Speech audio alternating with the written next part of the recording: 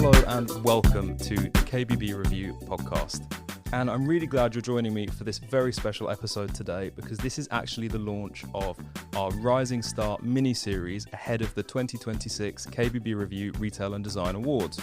Obviously, I'm not Andy Davies, I'm George Dean, KBB Review's news and features writer, and I'm delighted to tell you that I'm going to be walking you through the 8 Rising Star finalists this year. Now, you may very well be asking yourself, what actually is a Rising Star? And that's a fantastic question, so thank you for asking. We've once again partnered with our friends at Blum to put a real spotlight on the young talent working in independent KBB retail. This industry has an incredibly bright future, but for it to carry on, there needs to be a steady stream of fresh blood entering the sector. So we're delighted to be working with Blum to really highlight some of tomorrow's industry leaders.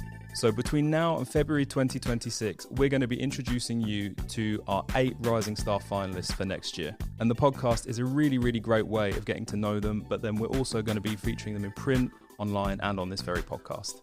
So first up, we have Rachelle Hawes from Et Lorem in Beaconsfield, and she's a fantastic first one to introduce you to this year because she has perhaps one of my favourite ways of entering the industry that I've ever heard. But you'll hear all about that in a second. But before we get to that, do you know a rising star? Or even better, are you a rising star? Well, if so, we really want to hear from you. If you think you can be one of our rising stars, there are only 3 rules. Firstly, you have to work for a retail business in this sector, and for the sake of argument, we're defining that as any company that sells direct to a consumer. Secondly, you have to be under 30 years of age by the stroke of midnight on March 4th, 2026. And third and finally, you can't be a Rising Star finalist from last year. So if that sounds like you, then please get in touch, and we'd genuinely really love to hear from you. Right, let's get into it. Okay, so welcome, Rachelle. How are you doing? Yeah, I'm good, thank you. How are you? I'm okay, thank you. Well, thank you so much for being our first Rising Star this year. Yeah, thank you for having me. So just to kick things off, I'm really glad we're starting with you because you've got one of my absolute favourite industry entry stories I've ever heard of, if you'd Really? like to go into that. Yeah, absolutely. Well, like sort of many sort of people in the kitchen industry kind of just fall into it. But one of my friends actually at the time, she asked if I wanted to come to an open day at her company because she's just started as a design assistant there. And when she said open day, I kind of just thought it was to kind of see the work that she was doing. So I just thought, oh, I'd go along and support her. So I didn't realize it was actually an interview, and I don't think she did either because she was fairly new to the company. So I turned up after work, and I actually turned up a little bit late, and it ended up actually being an interview, and they were kind of all out the back and asking us to kind of go around in a circle and introduce ourselves, which was really daunting. I was like, oh my gosh, what's going on here? But I managed to get through it. And then after that, they gave me a call and they kind of said, did you want to come for a second interview? Like, really? Like, because I didn't realize it was an interview. I was going to say, you barely even knew you'd done one interview, didn't you? Let alone had a second one lined up. Exactly. And I spoke to my friend after and she said she apologized because I didn't actually realize it was an interview. She didn't really know what it was, but it was just really funny. But I ended up getting the job in the end, which kind of kick-started my career into design as a design assistant because I did design at college. I did visual merchandising and interior design. So I was kind of already interested in what she was doing. But yeah, it just kind of kick-started that. But yeah, it was a very funny way to get into the industry, definitely. Yeah, because you're absolutely right that people do sort of wander in and then they find a job for life. But I genuinely can't think of anyone else who's accidentally sort of fallen into a job here and then found out it's what they really want to do. Yeah, definitely. I think most people that you kind of speak to in the kitchen industry, you kind of ask, how did you get into it? And they do just say they kind of fell into it. They don't really have a proper explanation, do they? So they either leave after about 6 months or they are here for life and they can't get out if they want to, can they? Exactly. So can you tell me a little bit more about your role? Because you work at Et Lorem and that's at the newly opened Beaconsfield showroom, isn't it? That's it, yeah. So we've been here for about a year now, and I'm a design assistant here, but I'm kind of working my way up to a designer eventually with the help of the studio manager here, Jade, who I actually worked with before. So she's really good supporting me and getting me into that design role. She'll be part of my meetings as well. So I'm slowly taking on a few clients. with the support of Jade, but I also help with all the design and quotes and creating the 3D visuals for Jade because she's like the main salesperson here. So that's kind of like my day to day and like the running of the showroom, making sure everything's up to date. It's a bit of everything really. So it's never a dull day, very busy all the time. So, but yeah, eventually the goal is to be a fully fledged designer, which will hopefully happen very soon. Because originally you started as, I don't want to say just a showroom assistant, but you were basically there to sort of support the showroom, but you've gone on to do your own designs now, haven't you? Yeah, so I've slowly started to take things on. So I'm not like a fully fledged designer yet. I'm kind of just like a design assistant at the moment and just taking on sort of small projects. But it's just really good just to get that experience.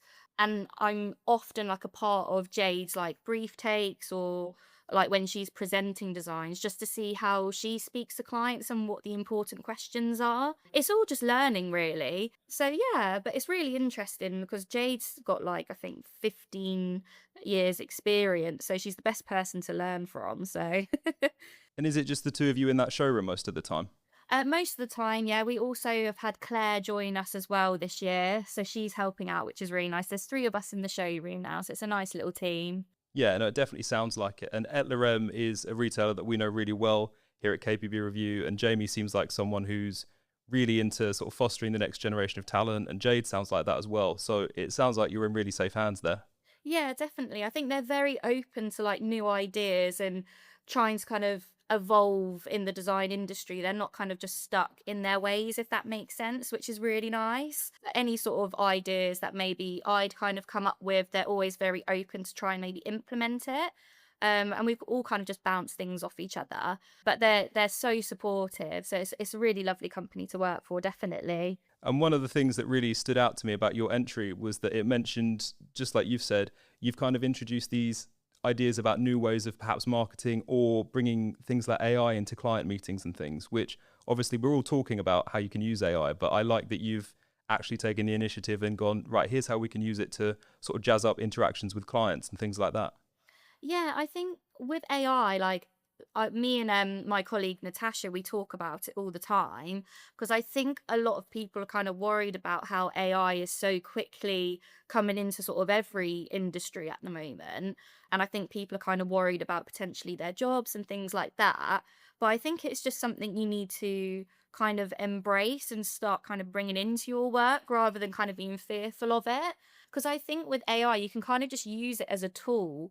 It's even like you've obviously heard of like Canva and things like that. That uses AI, and it's all just to kind of improve your work. And you can just use it as a tool because at the end of the day, as designers, clients come to you for your professional advice, and especially with the experience we have here as a studio, I think you can't really get that from AI.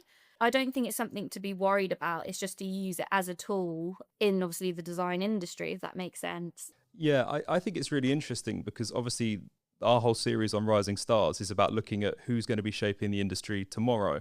And I think it's really interesting that you've brought AI into it because whether you love it or hate it, that's also going to be here tomorrow. So I think it's interesting that you're bringing your company up to speed a little bit with that. Yeah, because I don't think it's something that you can really avoid, is it? It's something that is going to be here forever now, and that's going to constantly evolve. So you don't really want to be left behind. So that's where I think you kind of have No, to exactly. embrace it. And like, there's these things like the 3D goggles that have already come out, the VR ones. We haven't got that here, but that is something I have seen, and it's just another tool to make meetings exciting.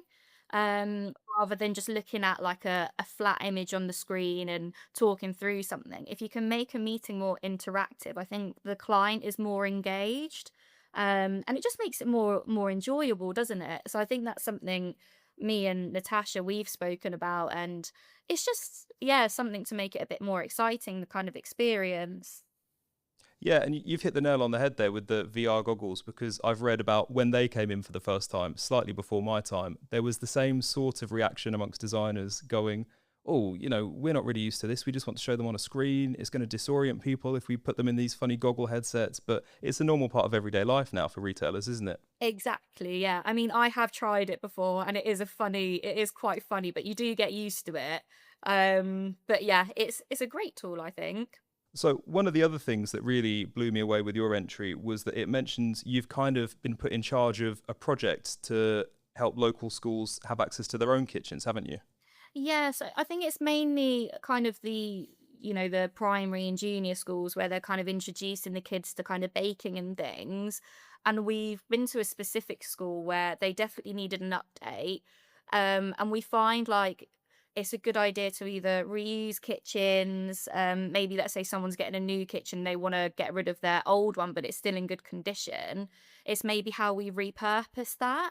So it's kind of looking at what clients may currently have and how we could maybe reuse it in, for example, the school that we're working on, or if there's discontinued doors or products from manufacturers that we're using that we could again repurpose for these kitchens in the schools. And it's just to make like a more sort of inspiring and exciting place for the kids to kind of bake, if that makes sense. But yeah. Yeah, absolutely. Because I remember when I spoke to the staff at the showroom, I think last year, because your showroom was actually one of our showroom of the month features. I remember how important everyone said the local community is to you guys, and you were really trying to make a real impact with locals and get sort of known in the area, so that when people do need a kitchen or a project, they come straight to you guys because they already know about you. Yeah, definitely. I think we've already had quite a few recommends, just kind of being known on the high street. But I think it's good to kind of relationships with people on the high street and not just be another kitchen sort of showroom, because there's quite a few down here. So it's just how do we make ourselves stand out? And we kind of wanted to hold more events here just to get the community involved and not just see us as another kitchen showroom. So I know we sort of talked about maybe holding like wine tastings or cocktail making evenings. Again, that's open to like the people in the community. It's just something we're thinking of organizing. We've done like networking events before as well, where we've partnered up with like brands like Gaggenau, and we've had the chefs come and we've had like a spread out just to get to know all the local businesses and everything. But we just want to, again, with the public, just to get kind of our name known a little bit and just get a little bit more involved.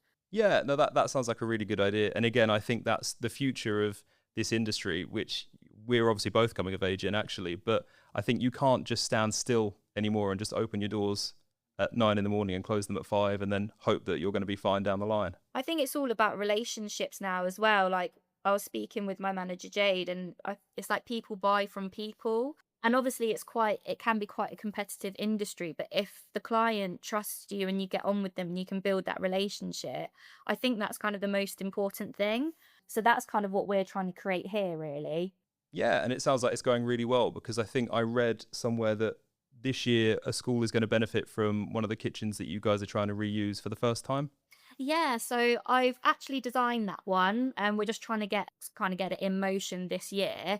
Oh, Um, fantastic. which is really cool. It's a very bright kitchen. It's pink and blue, so it's yeah, it's very different. But again, it's just kind of using either discontinued doors, just repurposing and asking people if they're willing to sort of donate towards that. Again, so just to create an inspiring environment for the kids to learn. Because if you saw the images before, it just looks a bit dull and very uninspiring. So yeah, for the next sort of generation of kids that want to get into baking and working in the sort of the kitchen environment, yeah, we just wanted to create something a little bit more exciting. Yeah, and it's really nice that Jade's kind of clearly trusts in your abilities enough to let you sort of be in charge of that project. Yeah, and I think with Jade as well, she's very supportive in that sense. Like I can ask for her feedback, and we're very good at sort of bouncing off each other, and working as a team. So even if like I take on a project or Jade does, we tend to ask for each other's help anyway, just to get different ideas. But yeah, we definitely work as a team here. It's really nice. Great. And just to finish up on a related point, where do you see yourself being in 5 years? I mean, I'm assuming that this is an industry that you want to stay in. Yeah, definitely. I mean, I've already been in it, I think, how long? I think 6 years, I think. Oh, so you are definitely stuck now, aren't you? Yeah, You can't get out. 100%. Yeah. It's probably been longer. Like time has just flown by. But yeah, I'd say like eventually I'd love to have within Et Lorem like my own studio, obviously become a fully fledged designer and have my own team. So that's kind of like my goal at the end of it. And the projects that we can work on here, especially being in Beaconsfield, they're so amazing. So if that's something I can start taking on with all these different projects, hopefully winning maybe a design award in the future, that would be amazing. But yeah, I've got loads of goals, really. It's I'm hard not to- surprised. Probably too many. I need to actually write it down and create a plan, probably. Well, at least you've got a lot of time to do it. Yeah, exactly. Well, thank you so much for talking with me today. It's been really, really great hearing from you. And like I said, thank you so much for being our first rising star for the KBB Review Retail and Design Awards 2026 as well. Oh, thank you so much for having me. And best of luck at the awards next year. Thank